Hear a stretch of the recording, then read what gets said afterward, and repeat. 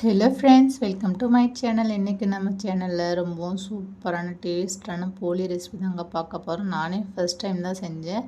சரி வீடியோ எடுக்கலான்னு பார்த்தா அதுவும் அவ்வளோ ஒரு சூப்பராக வந்திருக்கு. நீங்களும் ட்ரை பண்ணி பாருங்கள், ரொம்பவும் சூப்பராக செய்யலாம். வாங்க அதை எப்படி செய்யலான்னு வீடியோக்குள்ளவே பார்க்கலாம்.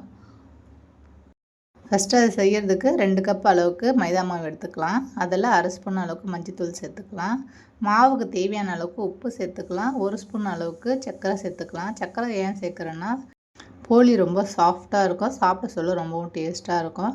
இப்போது எல்லாத்தையும் சேர்த்து நல்லா மிக்ஸ் பண்ணி விட்டுக்கலாம். இப்போது கொஞ்சம் கொஞ்சமாக தண்ணி சேர்த்து நல்லா மிக்ஸ் பண்ணி விட்டுக்கலாம். தண்ணி மொத்தமாக சேர்த்தா மாவு கரெக்டான பதத்தில் வராது, அதனால் கொஞ்சம் கொஞ்சமாக சேர்த்து நல்லா பிசைஞ்சு எடுத்துக்கலாம்.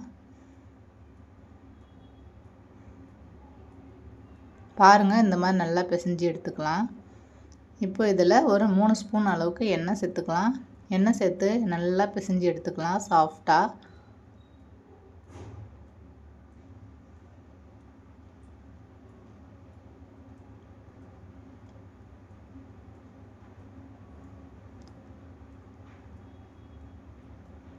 பாருங்கள், இந்த மாதிரி நல்லா பிசைஞ்சு எடுத்துக்கலாம் சாஃப்டாக. இப்போ இது மேலே கொஞ்சமாக எண்ணெய் தடவி மூடி போட்டு மூடி வச்சிடலாம். இது ஒரு 1 மணி நேரம் போல் அப்படியே இருக்கட்டும்.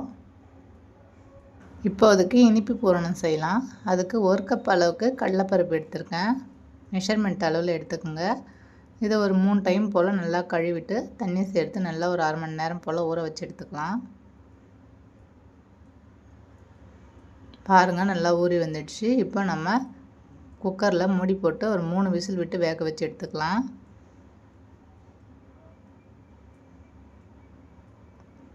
பாருங்கள், 3 விசில் விட்டு நல்லா வேக வச்சு வச்சுருக்கேன். எப்படி வந்துருங்க பாருங்கள். இதை இப்போ அப்படியே மிக்சர் ஜாருக்கு மாற்றிக்கலாம்.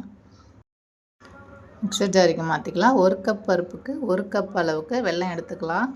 ஃபஸ்ட்டு பருப்பு கொஞ்சமாக சேர்த்துட்டு அதுக்கு மேலே வெல்லம் சேர்த்துக்குங்க. அதுக்கு மேலே இருக்கிற பருப்பு எல்லாத்தையும் சேர்த்துக்கலாம். மொத்தமாக பருப்பு மட்டும் சேர்த்தா வெல்லம் மையாது, அதனால் கொஞ்சம் கொஞ்சமாக சேர்த்து அரைச்சி எடுத்துக்கலாம். பாருங்கள், இந்த மாதிரி எல்லாம் மிக்சர் ஜாருக்கு மாற்றி வச்சுருக்கேன். இப்போ இதில் 1/2 ஸ்பூன் அளவுக்கு ஏலக்காய் பொடி சேர்த்துக்கலாம். கொஞ்சம் போல் சால்ட்டு சேர்த்துக்கலாம். சேர்த்து நல்லா ஃபைன் பேஸ்ட்டாக அரைச்சி எடுத்துக்கலாம். பாருங்கள், இந்த மாதிரி நல்லா அரைச்சி எடுத்துக்கலாம். பேனில் 2 டேபிள் ஸ்பூன் அளவுக்கு எண்ணெய் சேர்த்துக்கலாம். இப்போ நம்ம ரெடி பண்ணி வச்சுருக்க பூரணத்தை சேர்த்துக்கலாம். எல்லாத்தையும் சேர்த்துக்கலாம். சேர்த்துட்டு நல்லா மிக்ஸ் பண்ணி விட்டுக்கலாம். அடுப்பை லோ ஃப்ளேம்லேயே வச்சுட்டு நல்லா மிக்ஸ் பண்ணி விட்டுக்கலாம்.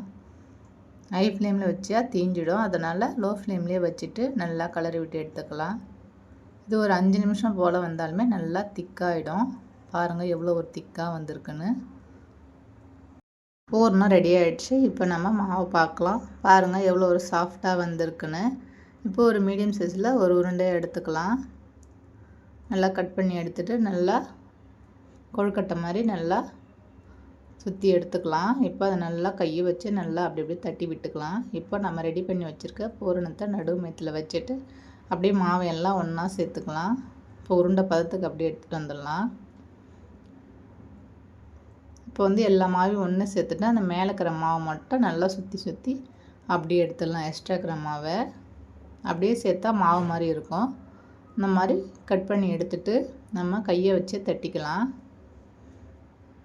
இப்போ இங்கே பாருங்கள், தரையில் எண்ணெய் தடவி வச்சுருங்க. அதில் நம்ம ரெடி பண்ணி வச்சுருக்க உருண்டி அதில் வச்சு நல்லா கையை வச்சு தட்டி விட்டுக்கலாம். நல்லா திருப்பி போட்டு நல்லா தட்டி விட்டுக்கலாம். பாருங்கள் எவ்வளோ ஒரு சூப்பராக வருதுன்னு. இது அப்படியே இருக்கட்டும். பேனில் எண்ணெய் சேர்த்து வச்சுருக்கேன். இப்போ நம்ம ரெடி பண்ணி வச்சுருக்க போலியை சேர்த்துக்கலாம். சேர்த்துட்டு நல்லா மேலே கொஞ்சம் எண்ணெய் விட்டுக்கலாம். உங்களுக்கு தேவைன்னா நீங்கள் நெய் கூட சேர்த்துக்கலாம். பாருங்கள், இது அப்படியே திருப்பி விட்டுக்கலாம். 2 சைடாக திருப்பி போட்டுக்கோங்க. பாருங்கள் எவ்வளோ ஒரு சூப்பராக வந்திருக்குன்னு. இப்போ அப்படியே பிளேட்டுக்கு மாற்றிக்கலாம். இந்த மாதிரி நீங்களும் செய்து பாருங்கள், ரொம்பவும் சூப்பராக இருக்கும். இந்த வீடியோ உங்களுக்கு பிடிச்சிருந்துன்னா வீடியோவை ஷேர் பண்ணுங்கள், கமெண்ட் பண்ணுங்கள், சப்ஸ்கிரைப் பண்ணுங்கள். Thanks for watching, friends.